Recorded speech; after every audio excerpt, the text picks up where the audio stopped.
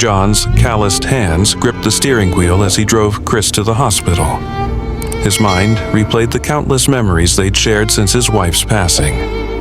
Alex's laughter, his first steps, his tears. Every moment was etched in John's heart. "You're going to be okay," John said in his thoughts. The doctor's words echoed in John's mind. Chris needs a heart transplant. John had always known he'd do anything for Chris, but this was different. As they arrived at the hospital, John's anxiety grew. He couldn't lose Chris, not after losing his wife. The thought sent a wave of panic through him. The transplant team briefed John on the risks. There were chances of complications. John tuned out the doctor's words. His mind focused on Chris. "I'll do it," John said, his voice firm.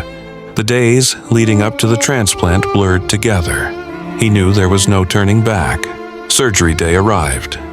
John lay on the operating table, his heart racing with fear. Hours passed. John's vision blurred, and he felt himself being pulled back. "I chose to give you life, Chris." Chris was given his father's heart, and soon he was up on his feet. "Where is my father?" He asked. "He lives in you." The doctor replied. Tears rolled down Chris' eyes. Chris's world shattered. In the days that followed, Chris struggled to come to terms with his loss. But as he looked within, he felt John's presence. The transplant had given Chris a second chance, but it had also taken John's life. Chris realized that his father's ultimate gift was not just his heart, but the unwavering love and sacrifice that had changed him forever. Years passed. Chris grew strong, his heart beating with a newfound purpose.